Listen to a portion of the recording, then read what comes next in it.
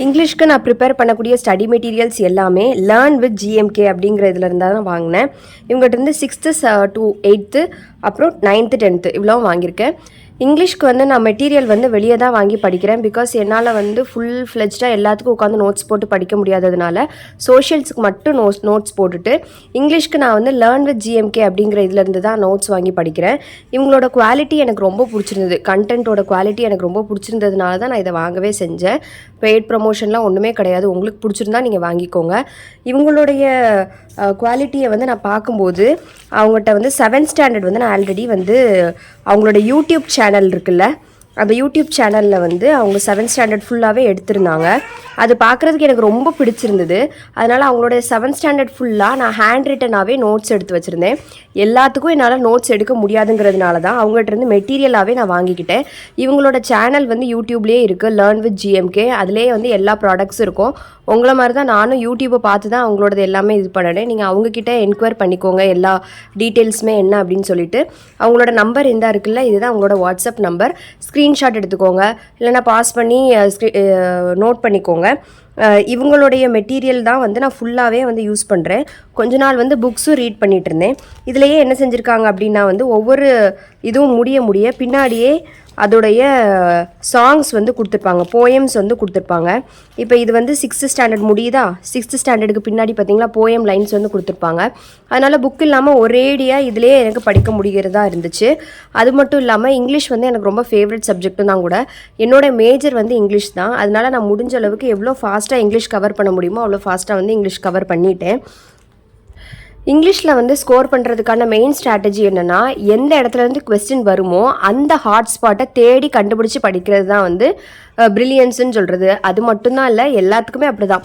இங்கிலீஷாக இருந்தால் எதில் ஃபோக்கஸ் பண்ணணுமோ அதில் ஃபோக்கஸ் பண்ணணும். தமிழில் இருந்தால் கிராமர், பாடலாசிரியர், நூலாசிரியரில் ஃபோக்கஸ் பண்ணணும். சோஷியலாக இருந்துச்சுன்னா அதுக்கு எதில் இம்பார்ட்டன்ஸ் கொடுக்குறாங்களோ அதில் உள்ளதெல்லாம் படிக்கணும். இப்போ இங்கிலீஷை பொறுத்தளவில் ஹாட்ஸ்பாட்டுன்னு பார்க்குறதுல இந்த போர்ஷன்ஸ் இருக்குல்ல, இது எல்லாம் தான் இங்கிலீஷோட ஹாட்ஸ்பாட். ஸோ இதை நீங்கள் ஃபோக்கஸ் பண்ணி படிக்க ஆரம்பிக்கணும். இதிலேருந்து தான் அதிகமான கொஸ்டின்ஸ் கொடுப்பாங்க. கிராமர் தான் அதிகமான கொஸ்டின்ஸ் கொடுப்பாங்க. அது போக நமக்கு ப்ரோஸில் கொடுத்து கேரக்டர் என்ன, இல்லைனா ஆத்தர்ஸ் கொடுத்து ஆத்தர்ஸோடைய நேஷ்னாலிட்டி என்ன, அவங்களுடைய புக்ஸ் என்னென்னவா இருக்கலாம் அப்படிங்கிறதெல்லாம் கொடுக்க சான்ஸ் இருக்குது. ஆனால் மேஜரான ஹாட்ஸ்பாட்டுங்கிறது இதுதான். இதில் தான் அதிகமான கொஸ்டின்ஸ் வரும்.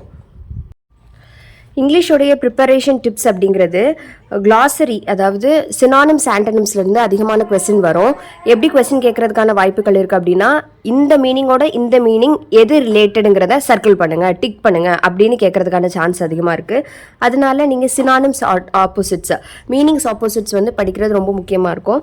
நான் எனக்கு ரொம்ப மறக்கக்கூடிய விஷயங்களை மட்டும்தான் நான் ஹைலைட் பண்ணியிருப்பேன். ஒரு ரீடிங் நான் ஆல்ரெடி முடிச்சிட்டேன். அதனால் மறக்கிறது மட்டும்தான் நான் படித்த ஃபுல் புக்லேயுமே ஹைலைட் ஆகிருக்கும். அதனால் நான் நெக்ஸ்ட் டைம் ரிவிஷன் பண்ணும்போது எது மறக்குதோ அதை மட்டும் படிச்சுட்டு போயிட்டே இருப்பேன். அப்போ ஃபாஸ்ட்டான ரிவிஷன் முடித்த மாதிரி இருக்கும், ஈஸியாகவும் படித்த மாதிரி இருக்கும். ரிவிஷனில் நான் ரொம்ப டயர்டும் ஆக வேண்டாம்.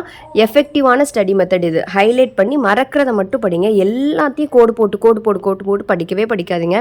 அது உங்களோட மைண்டை ட்ரெயின் பண்ணி எனர்ஜி அவுட் ஆக்கிரும். அதனால் எது மறக்குதோ, எதில் நீங்கள் எக்ஸ்ட்ராவாக கான்சென்ட்ரேட் பண்ணணுமோ அதை மட்டும் படிக்கிறதுக்கு ட்ரை பண்ணுங்கள். மீனிங்ஸ் ஆப்போசிட்ஸ் படிக்கும்போது மீனிங்ஸ் உங்களுக்கு புரிய மாட்டேங்க அப்படின்னா தமிழில் எழுதி வைங்க. இப்போது ரெக் அப்படின்னா வான் அவுட் அப்படின்னா தேஞ்சு போகிறது. ஸோ நான் அதில் என்ன எழுதி வச்சுருக்கேன்னா தேய்ந்து போனது அப்படின்னு போட்டிருக்கேன். போக் மார்க் அப்படின்னா ஸ்கேட் அப்படின்னா தழும்பு, முகத்தில் உள்ள தழும்பு. அப்படி உங்களுக்கு புரியாத விஷயங்களை தமிழில் கூகுள்லையோ டிக்ஷனரிலையோ எதில் பார்க்குறீங்களோ, உங்களுக்கு எது கன்வீனியன்ட்டோ அதை பார்த்து எழுதி வச்சு மறுபடி படிக்கும்போது உங்களுக்கு அது ரொம்ப ஈஸியாகவே மனசில் ஏறிடும். அதனால படிக்கிறத கஷ்டம்னு எலாபரேட் பண்ணாமல் எப்படி படிக்கலாங்கிறதுக்கான வேஸ் அண்ட் டிப்ஸை தான் நம்ம ஃபோக்கஸ் பண்ணணும். அதில் மீனிங்ஸ் படிக்கிறதுக்கு, ஆப்போசிட்ஸ் படிக்கிறதுக்கு எனக்கு ஹெல்ப் பண்ணது இந்த தமிழ் டிரான்ஸ்லேஷன் தான். நீங்களும் யூஸ் பண்ணி பாருங்கள், உங்களுக்கு இது யூஸ்ஃபுல்லாக இருக்கும். அடுத்து இங்கிலீஷில் ரொம்ப கஷ்டமான ஒரு விஷயம் படிக்கிறது அப்படின்னா வந்து அது கிராமர் தான். மேக்ஸ் மாதிரி தான் சால்வ் பண்ண அதுவும் வரும். நான் வந்து கிராமர் எப்படி ப்ரிப்பேர் பண்ணேன் அப்படின்னா, ஃபஸ்ட் இந்த ஹாட்ஸ்பாட் எல்லாமே எழுதி வச்சுட்டு இதில் வந்து நிறைய விஷயங்கள் போட்டு சால்வ் பண்ணி பார்த்தேன். நிறைய கொஸ்டின் புக் பேக் எக்ஸசைஸ்லேயே இருக்கும். நீங்கள் புக் வச்சு ப்ரிப்பேர் பண்ணிங்கன்னா புக் பேக் எக்ஸசைஸில் இருக்கும், இல்லைனா மறைச்சி வச்சு ப்ரிப்பேர் பண்ணி பார்ப்பேன். அப்புறம் எனக்கு எது வந்து சுத்தமாக வரவே இல்லையோ அதை தனியாக வந்து நான் நோட்ஸ் எடுத்துப்பேன். இந்த மாதிரி டைப்ஸ் ஆஃப் சென்டென்ஸ், இந்த கிராமட்டிக்கல் விஷயங்களை வந்து தனியாக வந்து இப்படி எழுதி வச்சுப்பேன். இமேஜரினா என்னது, பர்சானிஃபிகேஷன்னா என்னது, மெட்டாஃபர், அசனன்ஸ், எம்ஜாம்பண்ட், இப்படி simple compound complex, question tags, அந்த ரூல்ஸ்லாம் வரும்ல அதெல்லாம் மறக்கக்கூடாதுங்கிறதுக்காக அதை மட்டும் நான் செப்பரேட்டாக நல்லாவே நோட்ஸ் எடுத்து வச்சுருப்பேன். நான் வந்து இந்த டென்சஸ்லேயும் ரொம்ப கஷ்டப்படுவேன். அதனால வந்து டென்சஸ் ப்ரிப்பேர் பண்ணும்போது இப்படி சாலிடாக ஒரு கார்ட்போர்ட் பேப்பர் மாதிரி ஒரு பேப்பரில் என்ன செஞ்சுட்டேன்னா ஃபுல்லாக ஒரு டேப்லர் காலம் போட்டு செவரில் ஒட்டி வச்சுட்டேன். அதனால டெய்லி இது வந்து என் கண்ணில் பட்டுக்கிட்டே இருக்கும். ஓரளவுக்கு இது வந்து இப்போதைக்கு எனக்கு வந்து ஈஸி ஆகிடுச்சு. ஃபஸ்ட்டு வந்து தெரிஞ்சதை விடையோ இப்போ வந்து எனக்கு இதோட கான்செப்ட் ஓரளவுக்கு மனசில் ஆகிடுச்சு. அதனால் இப்போ நீங்கள் டென்சஸ் ப்ரிப்பேர் பண்ண போகிறீங்கன்னா ஒவ்வொரு பேஜாக திருப்பாமல் இந்த மாதிரி ஒரே ஷீட்டை மட்டும் எடுத்து பார்த்தா மட்டும் போதும். நான் வந்து இங்கிலீஷ் ஓரளவுக்கு ப்ரிப்பேர் பண்ணி முடிச்சதுக்கப்புறம், அதாவது ப்ரோஸ் படிச்சுட்டு சினானிம்ஸ் ஆண்டனிம்ஸ் படிச்சுட்டு கிராமர் எல்லாம் ஓரளவுக்கு படித்து முடிச்சதுக்கப்புறம் பேரலாகவே ப்ரீவியஸ் இயர் கொஷின் பேப்பர் பார்ப்பேன். லேர்ன் வித் ஜிஎம்கேலேயே இங்கிலீஷ்க்கும் தமிழுக்கும் வந்து கொஸ்டின் பேப்பர் இருக்குது. இல்லை அப்படின்னா வந்து நீங்கள் நெட்லேருந்து டவுன்லோட் பண்ணிக்கலாம். நெட்லேருந்து வந்து எப்படி கொஷின் பேப்பர் டவுன்லோட் பண்ணணுங்கிற வீடியோவுடைய லிங்க் வந்து நான் இதில் வந்து அட்டாச் பண்ணுறேன். நீங்கள் அதை செக் பண்ணிக்கோங்க. நான் வந்து நெட்லேருந்தும் டவுன்லோட் பண்ணி படித்தேன். அதுக்கப்புறம் இந்த மாதிரி சாலிடாக புக்கும் வந்து இது பண்ணி படித்தேன். ஸோ இதில் என்ன செய்வேன்னா கொஷின் பேப்பர்ஸ் எல்லாத்தையுமே சால்வ் பண்ண ட்ரை பண்ணுவேன். சால்வ் பண்ண ட்ரை பண்ணும்போது நான் எல்லாம் மார்க் பண்ணி முடிச்சுட்டு நான் எது தப்பாக விட்டுருக்கேனோ அதை இந்த மாதிரி ஒரு ஸ்டிக்கி நோட்டில் அதோடைய எக்ஸ்ப்ளனேஷனை இதில் எழுதி வச்சுப்பேன். இது எனக்கு ரொம்ப யூஸ்ஃபுல்லாக இருந்தது. அதாவது டிரான்சிட்டிவ், இன்ட்ரான்சிட்டிவ். அப்போ அதில் நான் தப்பு விட்டுருக்கேன்னா அது என்ன கான்செப்ட்டுங்கிறத குட்டியாக நான் இதில் எழுதி வச்சுப்பேன்.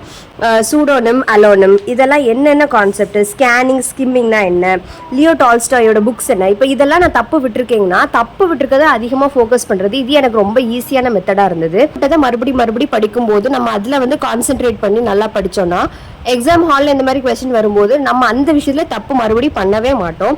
ஸோ இந்த டெக்னிக் நான் வந்து யூஸ் பண்ணுறேன். புக் பேக் எக்ஸசைஸ் இருக்குன்னா மறைச்சி வச்சுட்டு எழுதுங்க. இல்லைனா நீங்களே கொஸ்டின் எழுதி வச்சுட்டு பின்னாடி வந்து ஆன்சர் நீங்கள் வந்து எழுதி முடிச்சுட்டு நீங்களே செல்ஃப் செக் பண்ணி கரெக்ட் பண்ணுங்கள். ஸோ அந்த மெத்தட்லாம் வந்து அந்த செல்ஃப் எவாலுவேஷன்லாம் நான் தமிழுக்கு ரொம்ப யூஸ் பண்ணுவேன். ஸோ இந்த மாதிரி தான் என்னுடைய இங்கிலீஷ் ப்ரிப்பரேஷன் இருக்குது. என்னுடைய ப்ரிப்பரேஷன் டிப்ஸ் ஏதாவது உங்களுக்கு யூஸ்ஃபுல்லாக இருந்துச்சுன்னா இது எனக்கு யூஸ்ஃபுல்லாக இருக்குங்கிறதையும் நீங்கள் கமெண்ட் செக்ஷனில் போடுங்க. அது யூஸ்ஃபுல்லாக இருக்குன்னா எனக்கும் ஹாப்பியாக இருக்கும். கண்டிப்பாக இந்த வீடியோவை லைக் பண்ணுங்கள். இந்த வீடியோவை லைக் பண்ணும்போது தான் உங்களுக்கு எந்த மாதிரி வீடியோ எனக்கு பிடிக்குது அப்படிங்கிறது எனக்கு தெரியும். இப்போ சப்ஸ்கிரைபும் பண்ணுங்கள். அப்போ தான் நிறைய யூஸ்ஃபுல்லான content, especially housewife, TET prepare பண்ணுறவங்க, எக்ஸாம் ப்ரிப்பேர் பண்ணுறவங்க, காம்படிட்டிவ் எக்ஸாம் ப்ரிப்பேர் பண்ணுறவங்களுக்குலாம் இது யூஸ்ஃபுல்லாக இருக்கும். டெய்லி நான் போடுற வீடியோ உங்களுக்கு அப்டேட் ஆகும். ஸோ இவ்வளோ தான் என்னுடைய டெட் இங்கிலீஷ் ப்ரிப்பரேஷன் இருக்குது. இது போக உங்களுக்கு ஏதாவது டவுட் இருந்ததுன்னா நீங்கள் கமெண்ட் செக்ஷனில் போடுங்க. நான் அதை பார்த்துட்டு மறுபடியும் இன்னொரு வீடியோ உங்களுக்காக அப்டேட் பண்ணுறேன். அவ்வளோதான். தேங்க்யூ. Good night.